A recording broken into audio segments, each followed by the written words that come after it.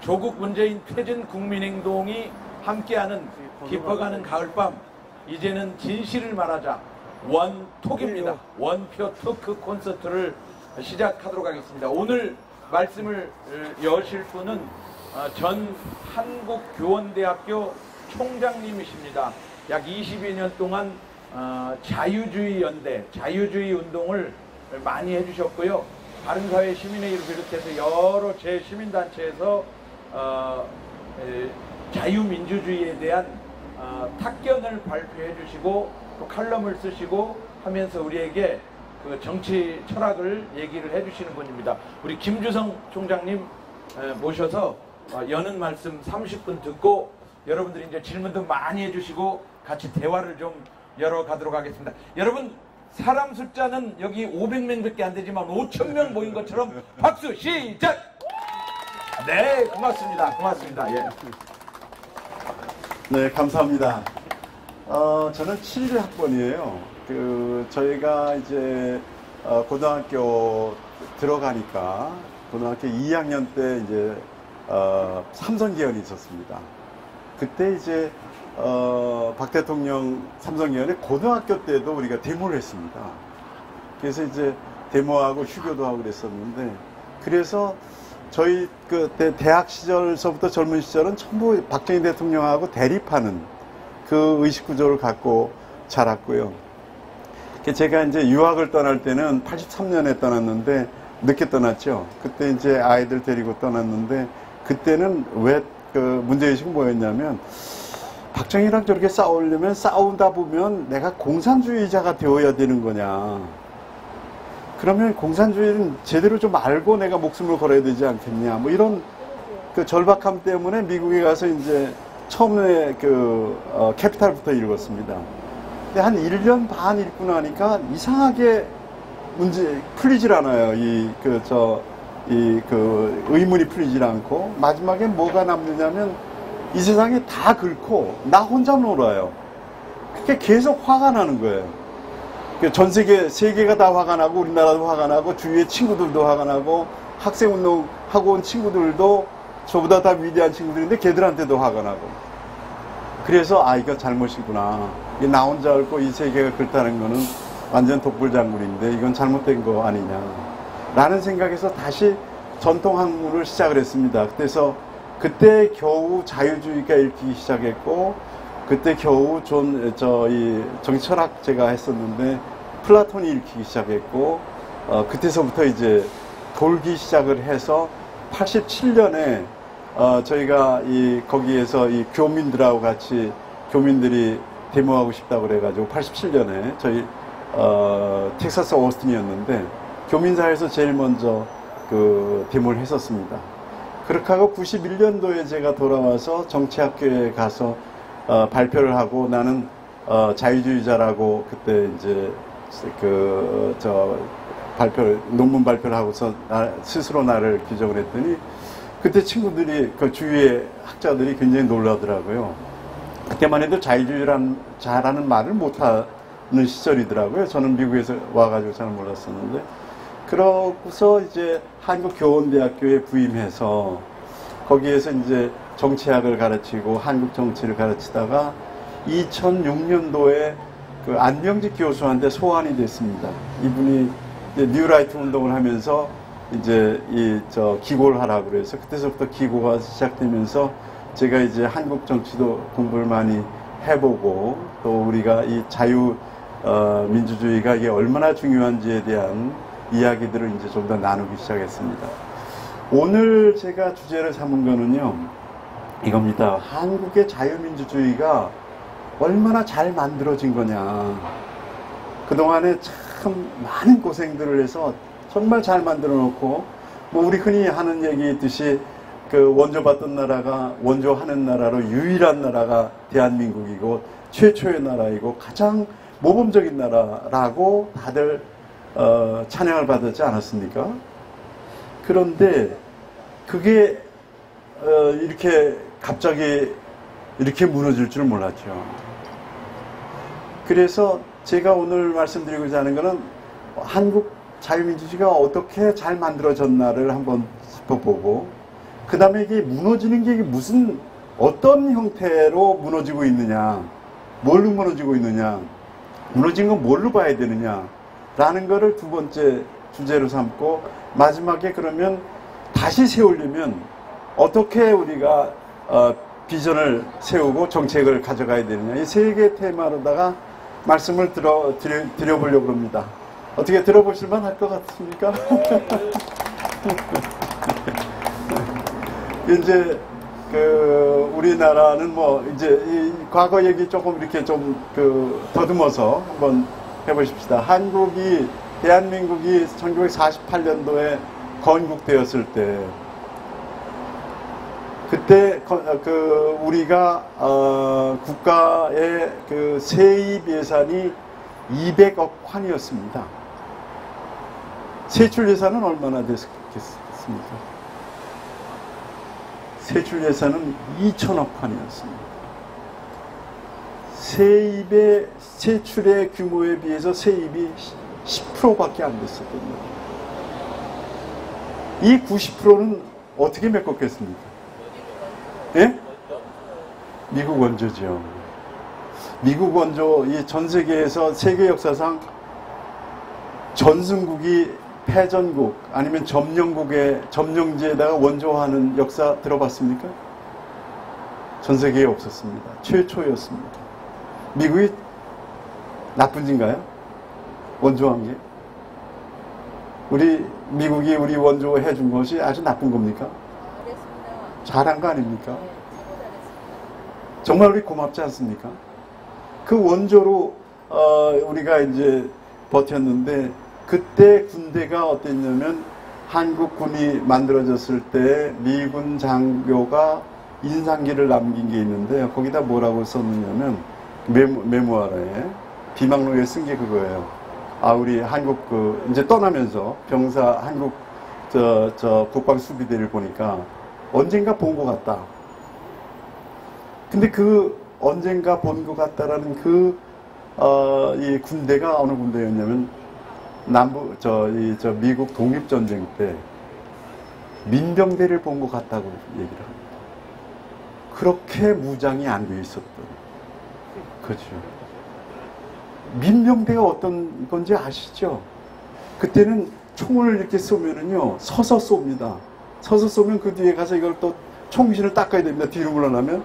그럼 가운데서 다 닦은 친구들이 일어납니다. 일어나서 다시 쏩니다. 그래서 세 줄로서 쏘는 겁니다. 그러니까 지금 포복해가지고 쏘는 이런 저희가 아니었던 거죠. 우리 동학군들이 이 우금치에서 3만 명이 죽을 때 캐틀러 다연장 그거에 맞아서 죽었지 않습니까? 그거에 나온 이런 시대에 우리 국군이 그 정도였어요.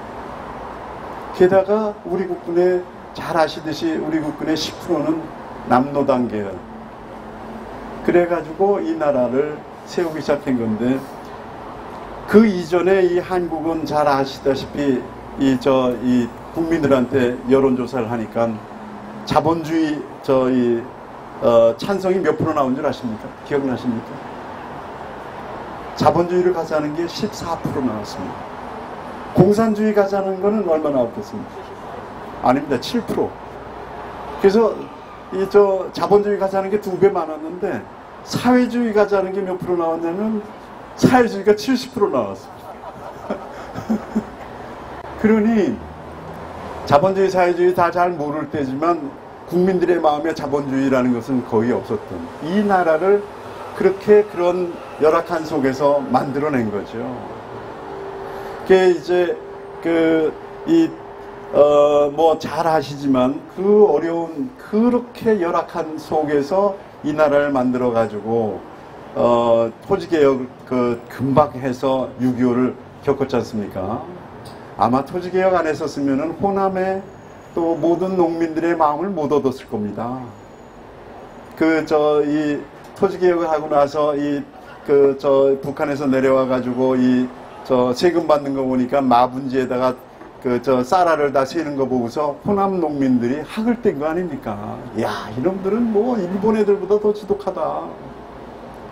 이게 토지개혁을 해가지고 이 부분이 이제 이승만 대통령이 나라를 만든 건데 잘 만들었죠. 잘 만들었죠. 그때 굉장히 힘들었습니다. 정말 힘들었는데 이승만 대통령이 잘했다라는 것으로 여러분한테 우리들이 가장 하는 것은 뭐냐면 신생국에서는 세 가지의 목표가 있었습니다. 뭐냐면 근대 국가를 세우는 것. 우리는 근대 국가를 조선 말에 못 세워가지고 나라를 빼앗겼지 않습니까? 그런데 우리가 갑자기 근대 국가를 만드는 이 임무, 이게 건국이죠. 이거와 그 다음에 자본경제 발전, 이것과 그 다음에 민주정치를 확립시키는 이 세 가지의 목표가 어느 신생국이든 다 갖추고 있었던 겁니다. 제일 먼저 해야 될 것은 근대국가였습니다. 근대국가를 세우는 데 있어서 제일 중요한 게 뭡니까? 상비군 만들고 안보 확정하는 거죠. 그 다음에 교육을 시켜가지고 국민들이 대부분 다 일할 수 있는 능력을 갖추는 거죠. 주권 확립하는 거죠. 그죠?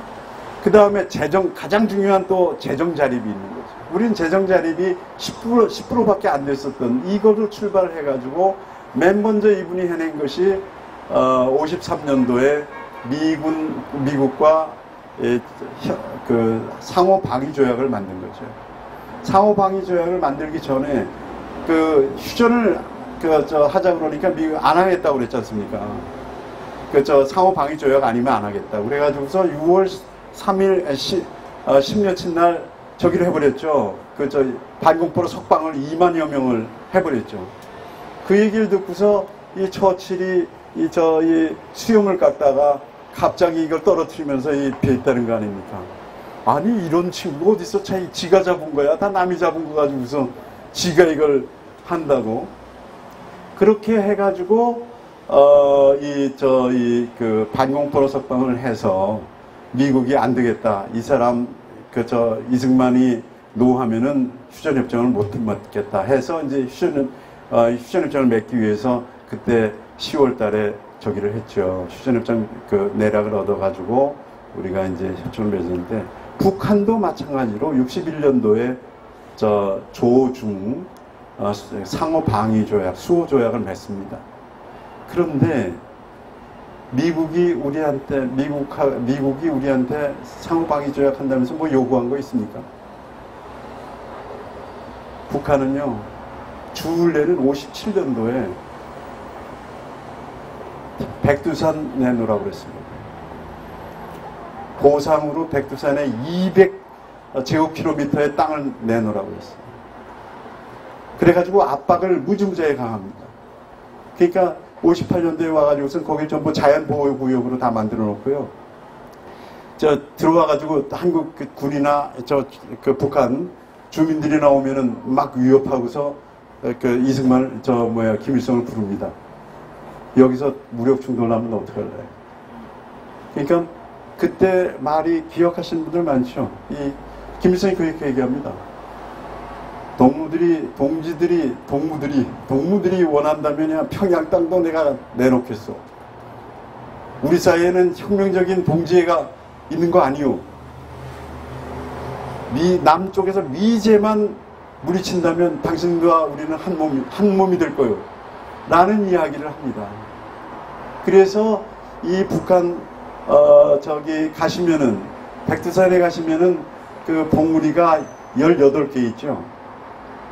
18개 중에 몇 개가 우리 겁니까? 기억 혹시 하십니까? 가신 분들? 몇 개쯤 우리 걸 것 같습니까? 한번 맞춰보세요. 모르겠어요. 한번 게스해보세요. 만절 3개? 4개? 예. 그래도 우리가 10개고 그쪽이 8개입니다. 그거를 주울레가 중간에 들어서 갈라줬다고 그래가지고 한국 지식인들한테는 주울레 인상이 그렇게 좋아요.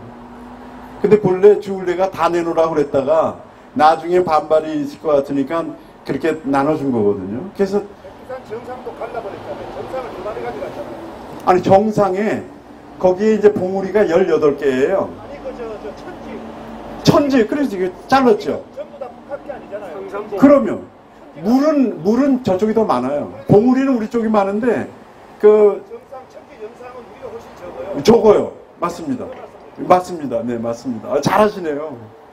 아니, 이게 뭐냐면은 바로 옆에 있는 나라는 땅에 욕심이 있기 때문에 전통적으로 외교 전략은 원교 근공 정책입니다. 먼 나라하고 친하고 가까운 나라는 땅 싸움 하잖아요. 그래서 우리는 어디를 선택해야 됩니까? 미국을 선택해야 되지 않습니까?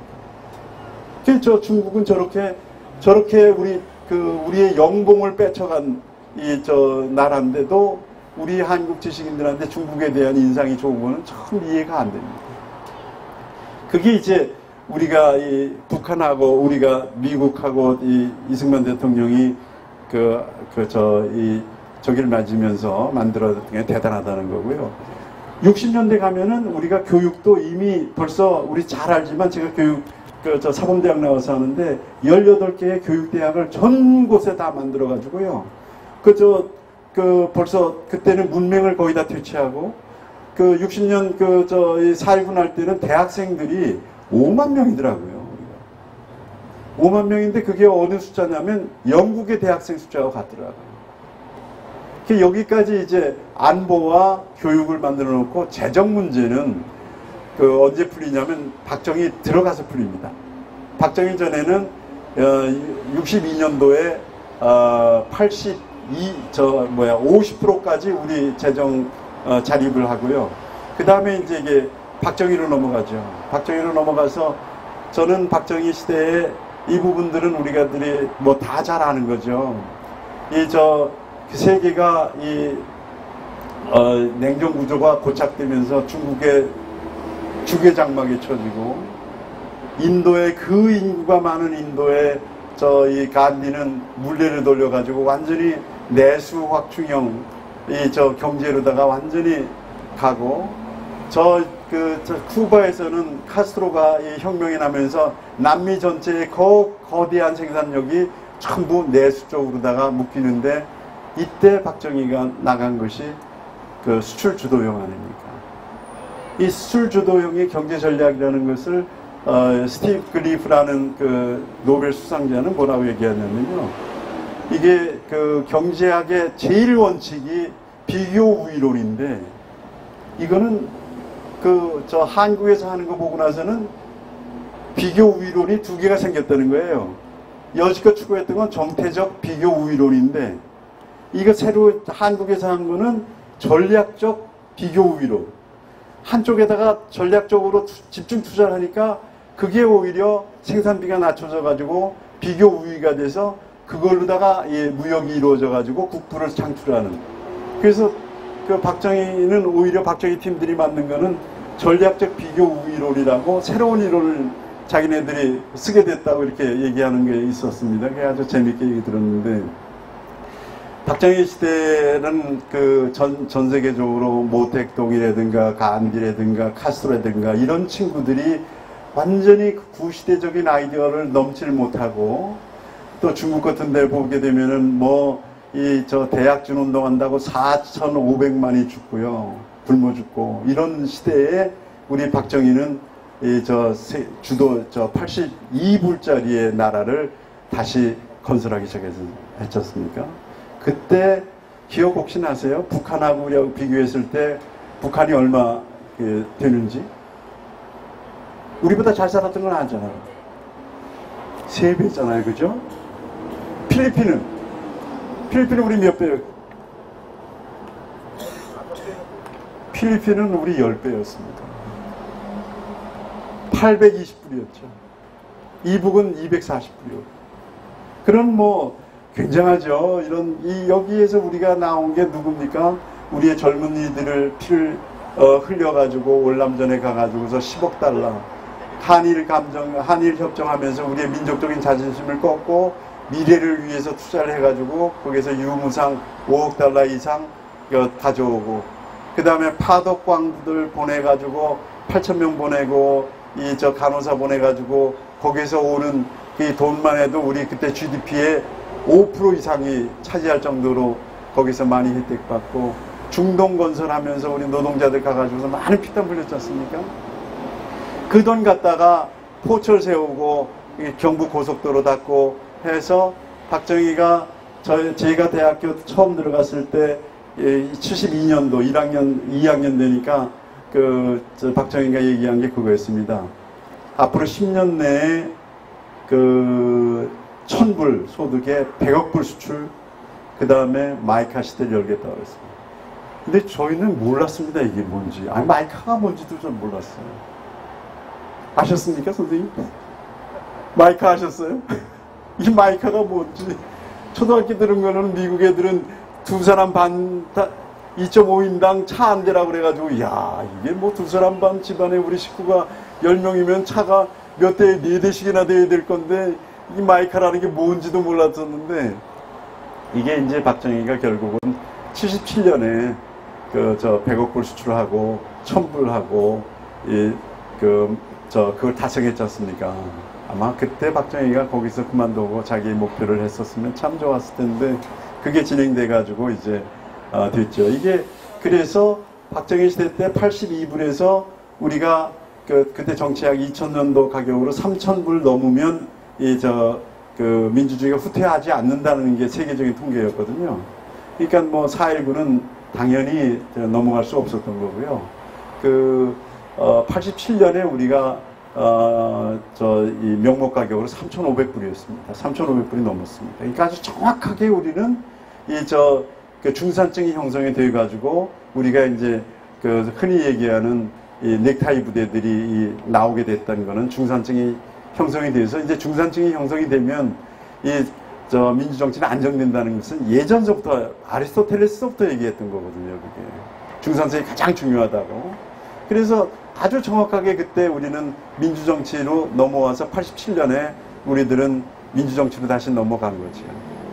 그래서 87년 체제가 이루어지고 다시 민주화 이루어지면서 우리는 보수 쪽에 김영삼 대통령이 3당 합당을 해가지고 이 위대한 민주적인 영웅이 우리 자유우익에 이제 정착을 하고서 그 다음에 우리들이 해놓은 것은 정치 관계법들을 우리들이 만들어가면서 돈 안 드는 뭐 부정이 없는 이거 체제를 만들어내지 않습니까? 그래서 이것이 만들어져 가지고 이 2008년도가 1998년도가 이제 처음으로 보수 정권에서 우익 정권에서 좌익 정권으로 넘어갔다가 다시 이제 2008년도에 다시 우익 정권으로 넘어오니까 2008년도가 되면은 한국의 민주주의는 두 가지 논점에서 세계의 가장 선진화된 민주주의로 평가가 됐거든요. 그게 뭐냐면 이 헌팅턴 교수가 하버드 돌아가셨지만 이분 이론으로는 뭐냐면 평화적으로 정권이 2번 교체되게 되면 제가 된다는 거예요. 민주주의는 안정화되고 완성이 된다는 거죠. 그래서 그게 바로 2008년입니다. 그 다음에 이코노미스트라고 영국의 유명한 매거진이 있는데 여기에서 매년 민주주의 지표를 내놓습니다. 인덱스를 내놓는데 그때 2008년도에 처음으로 한국의 민주주의는 선진민주주의로 분류가 됩니다. 그 전에는 불완전한 민주주의로 계속 오다가 2008년도에 한국의 민주주의는 선진민주주의, 풀 데모크라시로 분류가 됩니다. 그래서 이 두 가지 점에서 보게 되면 한국은 건국이 어떻게 되면 60년 딱 걸렸다고 보여요. 48년에 시작해서 2008년에 선진민주국으로 완성한 해. 그래서 2008년도 이후에는 세계적으로 유명해져서 우리가 2010년도 되면은 G20을 하지 않습니까? G20을 할 때 우리가 큰 소리 쳤지 않습니까? 우리 원조 받다가 원조 하는 나라다. 우리 미국은 여지껏 원조할 때 모든 농산품도 주고 많은 물건을 줬지만 우리는 물건 주는 게 아니고 우리는 어떻게 하면 부자가 될 수 있는, 성공할 수 있는 노하우를 주겠다. 라고 이명박 대통령이 얘기하면서 그때 많은 갈채를 받았고 전 세계적으로 한국이 갈채를 받았죠. 우리는 이렇게 한국을 잘 만들어 왔습니다. 우리는 2008년도 이후에 이 나라는 그냥 잘 갈 줄 생각을 했습니다. 우리는 야당과 지금으로 보면은 좌파 당들하고 우리 우파 자유우파하고 좌파 정당들하고 이렇게 평화적으로 정권 교체를 해나가면 이 나라는 잘 발전할 줄 알았습니다. 그랬는데 우리는 그렇게 생각을 했는데, 그게 뭐냐면 민주주의의 가장 중요한 게 뭐냐면 톨러런스거든요.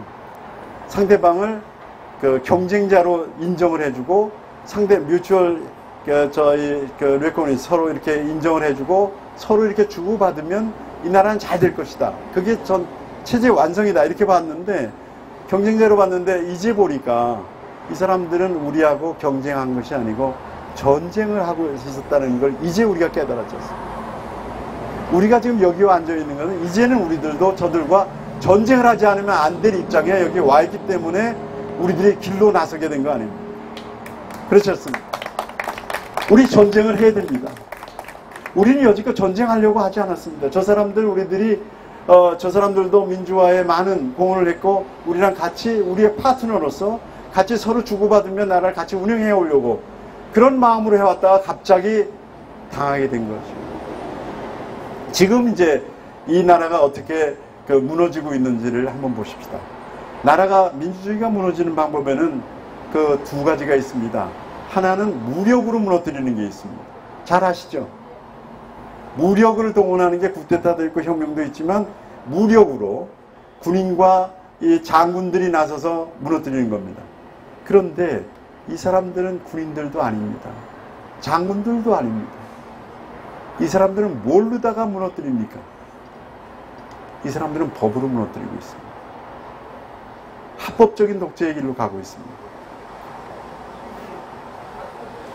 독재라는 게 뭔지 아시죠? 독재는요, 우리 쉽게 데피니션 하면 독재는 삼권이 분립이 안 되고 삼권이 통합되는 겁니다. 우리가 민주주의라고 했을 때 가장 중요한 거, 지금 현재 우리가 민주주의라고 그러면 우리가 헌법의 1조가 어떻게 됐습니까? 대한민국은 민주공화국이라고 그럽니다. 민주국은 뭐고 공화국은 뭡니까? 민주와 공화가 합쳐진 건데, 공화라는 게 뭐냐면 분립을 얘기하는 거예요. 분립해서 견제와 균형이 이루어지게 하는 게 그게 공화주의의 기본 아이디어입니다. 민주는 국민이 나서서 하자는 대로 하는 거죠. 아테네에서는 국민들이 직접 이 민회에 모여가지고, 프닉스라는 민회에 모여서 주요 사항들을 외교 관계와 세금 관계 모든 걸 결정을 했습니다. 그게 민주주의인데, 근대로 넘어오면서 민주주의는 뭐냐면 대표를 뽑는데 국민이 뽑는다는 뜻입니다. 국민이 대표를 뽑는 것이 민주주의고, 이 권력 간에 권력을 입법, 사법, 행정을 나눠서 이 권력들이 서로 분립을 하면서 견제와 균형이 이루어지게 하는 것이, 이게 바로 공화국입니다. 민주공화국이라면 그걸 해야 됩니다. 그런데 그 다음에 자유민주주의라고 그러죠. 저 사람들이 뭘로 우리를 무너뜨리고 있냐면, 자유민주주의에서 자유를 빼면서, 자유를 없애면서 민주주의 하나 갖고 가자고 그러면서 이 사람들 무너뜨리고 있습니다. 예전에 최장집 교수가 민주화 이후의 민주주의라는 책을 썼습니다. 그거 쓸 때 뭐라고 그러냐면, 이제 우리 민주주의가 됐으니까 공화주의와 자유주의를 끌어들이자. 그랬다가 무지무지하게 얻어맞았습니다. 그 내부에서. 그래가지고 개정판 낼 때 자유주의와 민주주의 아직 들여올 때가 아니다. 민주주의로 그냥 가자. 이렇게 하고 했던 분입니다. 지금은 많이 바뀌셨죠? 이분 많이 바뀌셨습니다. 그런데 저기가 견제와 균형 삼권 분립이 집중이 되면 제일 먼저 없애는 것이 국민의 자유입니다. 자유민주주의의 자유는 어디에 들어가 있느냐면 기본권이라는 항목으로 우리가 조항이 양심의 자유, 거주 이전의 자유, 신체의 자유, 소유의 자유 다 나오지 않습니까? 이 자유는, 자유주의가 나온 이후에 이 자유는 아테네나 로마의 자유하고 다릅니다. 이거는 국가에서 준 자유가 아닙니다. 이거는 자연이 준 겁니다. 그래서 건들기만 하면 이거는 국민들이 저항해야 된다는 거거든요. 이 저항권도 헌법이 준 게 아닙니다. 이거는 자연권입니다. 그래서 우리들이 이걸 건들면 모든 사람들이 일어나서 이 정권을 때려 부숴야 되는 겁니다. 그거를 못하게 하는 것이, 자기를 때려 부수지 못하게 하려면 어떻게 합니까? 자유권을 없애는 거죠.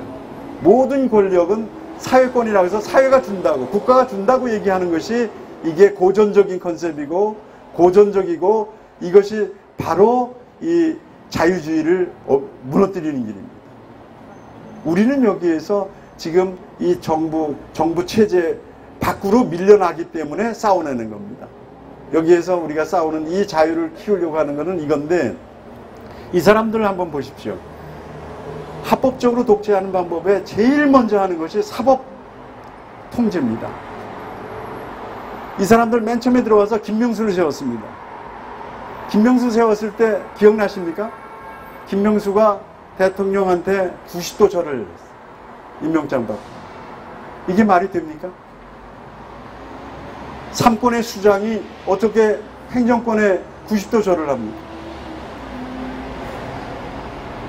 이 이후에 들어간 것이 헌법재판소를 벌써 과반수 이상, 9명, 9명 중에 6명으로 이 좌파로 다 바꿔놨고요. 저 대법원도 완전히 장악했습니다. 장악하고 나니까 뭐가 일어납니까? 사법자재라고 했었던, 사법자재를 해야 되는 것이 기본 원칙인데도 불구하고 그걸 갖다 김명수는 한일협정을 거기에서 나왔었던 저 청구권을 부활시키지 않습니까? 그렇게 하고 사법자재를 추구했었던 우리 전임 양승태 대법원장하고 이 행정 원장을 갖다가 잡아였지 않습니까? 지금 이 사람들은 사법권을 맨 처음에 잡는 게 뭐냐면, 몽테스키에도 그렇게 얘기합니다. 사법하고 행정이 합해지면 못할 게 없다고. 왜 그러냐면 사법이 원하는 대로 다 때려잡아요니까, 함께 가지고 있으니까. 근데 저기는 거기에다가 합치는 게 뭐냐면 입법권이거든요. 입법권은요, 정당 정치를 하기 때문에 100% 통합을 못 합니다.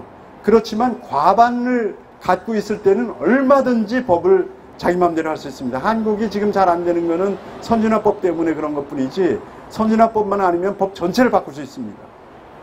그래서 지금 현대 정치에는 정당 정치를 넘으면서 이 권력 집중 문제가 굉장히 큰 문제입니다. 어느 나라든지. 이 권력 집중을 잘 막아내야 되는데, 이걸 막는 가장 감시 기능을 누가 하냐면 언론이 하는 겁니다.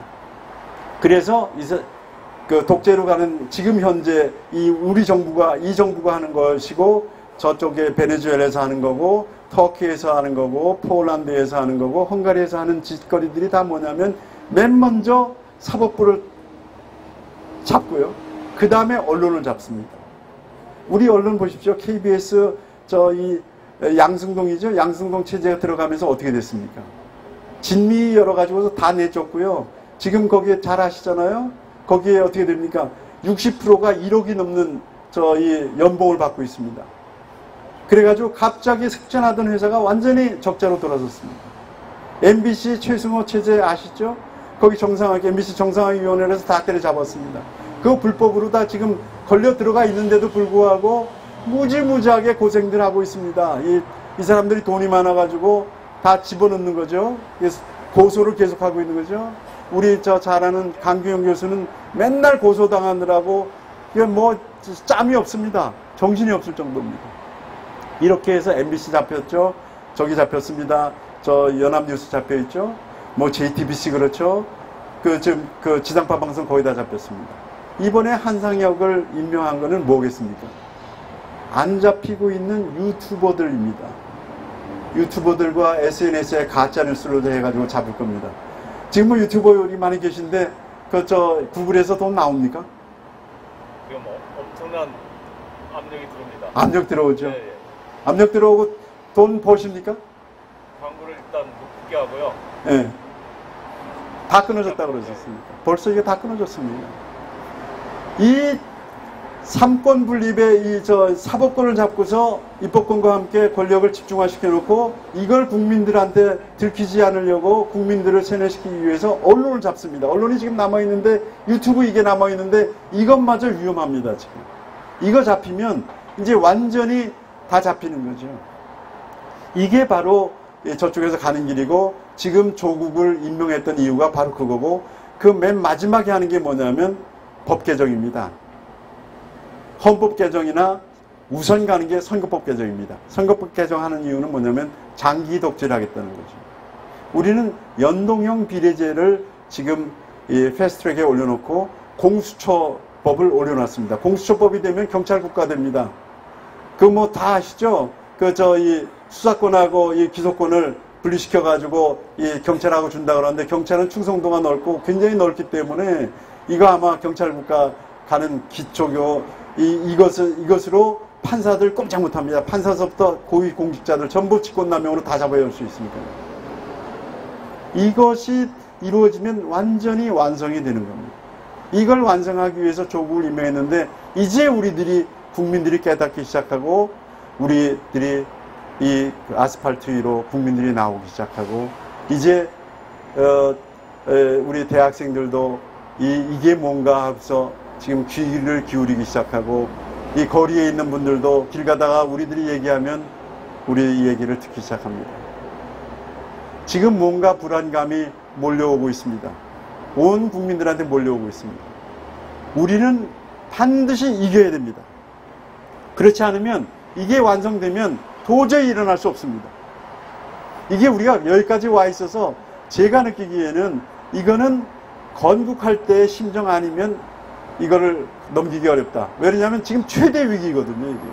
이게 87년이나 80년도 위기보다 훨씬 심각하다고 보입니다. 이것으로는 이 나라가 운명이 결정될 거로 보입니다. 이 시점이 얼마나 중요하냐.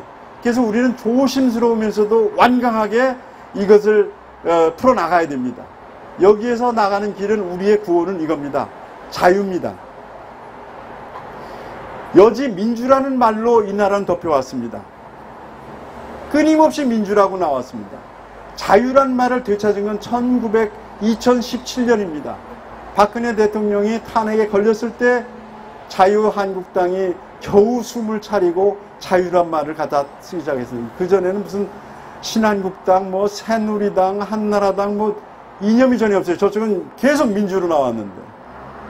이 자유가 얼마나 중요한지를 이제 말씀드리겠습니다. 자유는 아까도 말씀드렸듯이요, 이 국가가 주는 자유가 아닙니다. 이건 자연권입니다. 누가 건드려도, 이걸 건들게 되면 이거는 물리쳐야 되는 겁니다. 그렇지 않으면 우리는 이 사회를 지키지 못합니다. 자유는 기본적으로 태어난 말은 언제 태어났냐면 17세기에 태어났습니다. 그때 자유는 로마법의 기원을 갖고 있지만, 이 자유라는 말에는 뭐가 들어가 있냐면 소유가 있습니다. 소유가 없는 자유는 자유가 될 수가 없습니다. 이 소유를 부정하는 자유는 전부 이상한 자유주의자들입니다. 특히 사회주의자들이 그 짓을 많이 해요. 이 부분을 지켜나가야 되는 건데, 이 자유를 보십시오. 정치적인 자유. 저는 이제 비전, 우린 뭘로 가야 되느냐.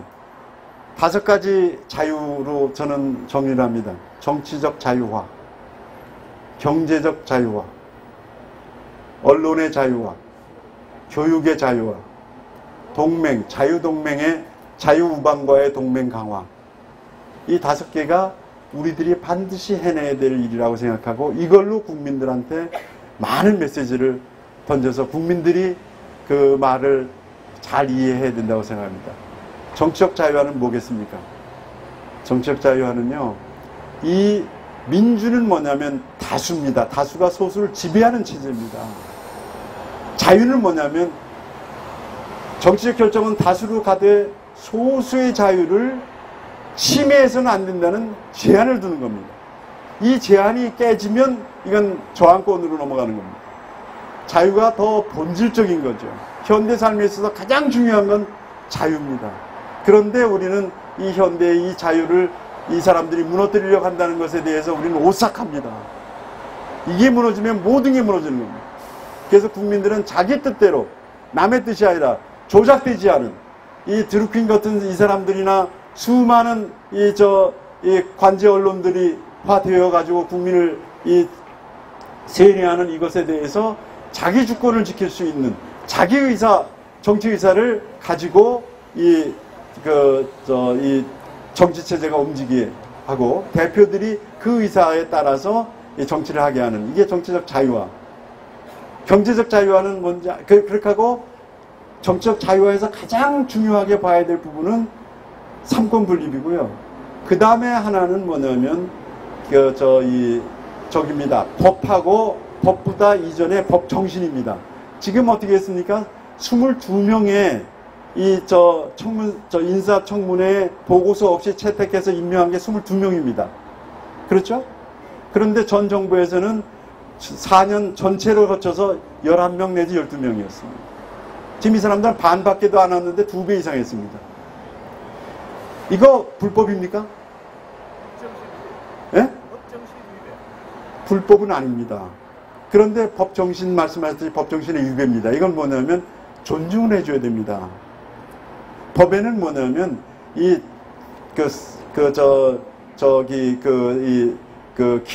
기관별 자기 억제 이 정신이 없으면 안 됩니다. 이 정도로 서로 이렇게 대결해 놓고 나서 어느 정도 반 이상은 저 얘기를 들어줘야 되는 거거든요. 이것이 기본적인 법 정신인데 이 법 정신을 어기고 법만 갖다가 뒤집어 씌워서 합법이라고 보입니다.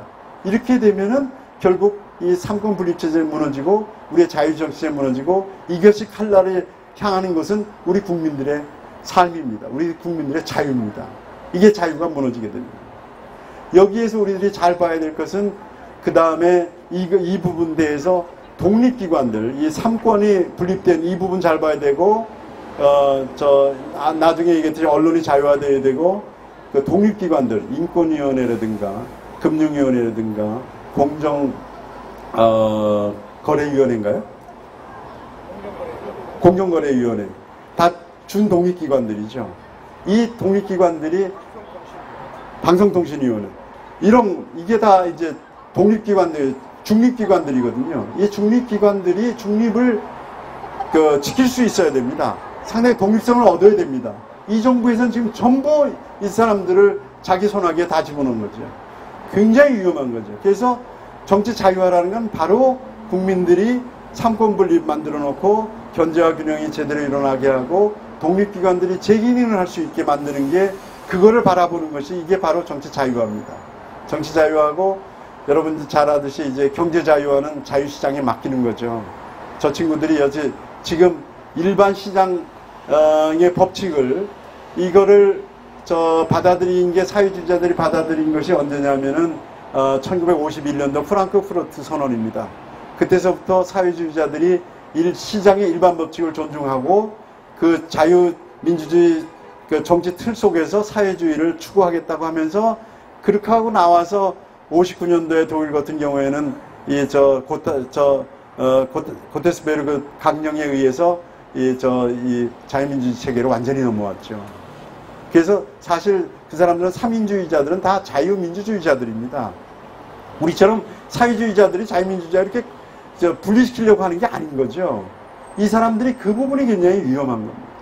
그래서 이 경제 자유화라는 것이 지금 경제 민주화 얘기하면서 전부 경제를 갖다 공개념으로다가 개인의 소유권이라든가 개인의 그 기업 경영권을 다 때려잡지 않습니까? 이 부분들 전부 다 회복해서 경제 자유화를 해야 결국은 어떻게 됩니까? 우리 모두 잘 살 수 있습니다. 왜 경제 자유가 중요하냐? 기업이요. 이 세상에 기업만큼 포퓰리스트가 없습니다. 기업가들 참 묘합니다. 유명한 미국의 포드 있지 않습니까?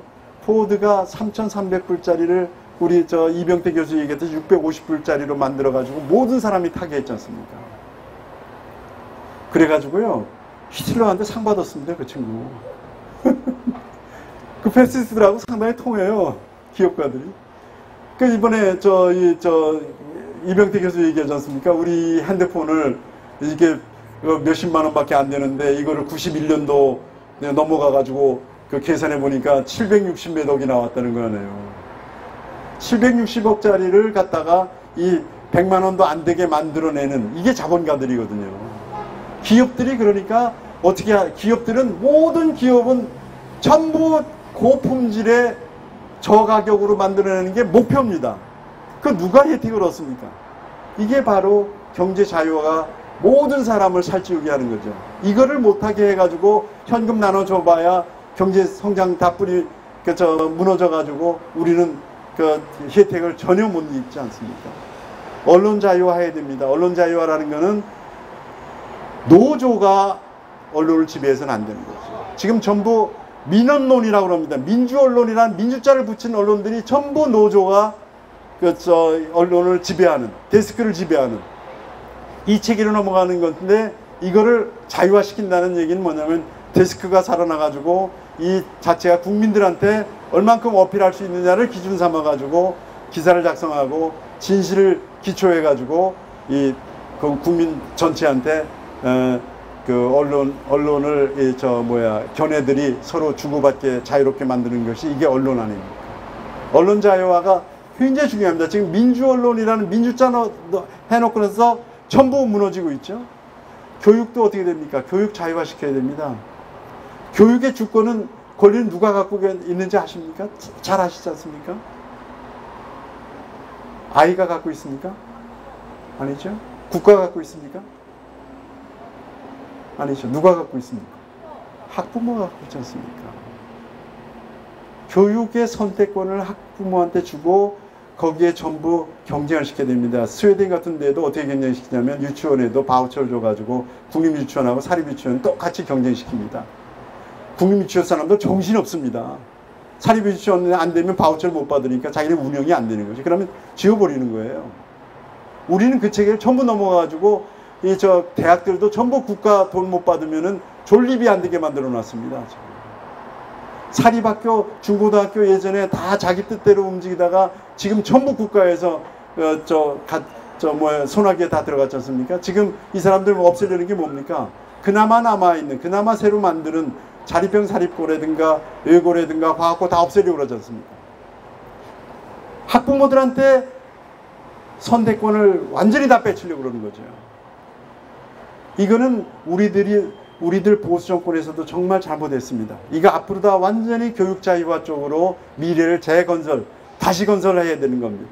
우리들이 정치도 자유화시키고 경제도 자유화시키고 언론 자유화시키고 교육 자유화시키는 이 네 가지가 거대한 우리의 비전이고, 이걸로 국민들하고 같이 얘기를 나눠야 된다고 생각합니다.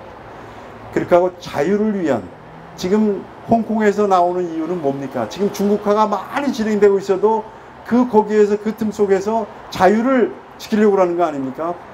이 자유 문제, 중국이 저런 정치체제, 저런 괴물이 돼가지고 세계를 지배한다고 생각해 보십시오. 어떻게 되겠습니까? 온 세계는 전부 몸에다가 생체 칩을 넣어가지고 다니면서 국가에서 전부 컨트롤할 겁니다. 200만이 중국에서는 200만의 컴퓨터 전문가들이 앉아가지고 전부 국민의 모든 정보를 다 흡수해서 전부 검토해가지고 모든 사생활을 다 지시하고 있다는 거 아닙니까? 중국 친구들 여기 나와가지고 제대로 말하는 친구 없습니다. 다 귓속말로 얘기를 하고 핸드폰으로는 절대 비밀 얘기 안 하고요. 자기 불만 얘기들 우리 와서 우리들 눈치 보면서 우리들 귓속말로 안전해질 것밖에 못하지 않습니까?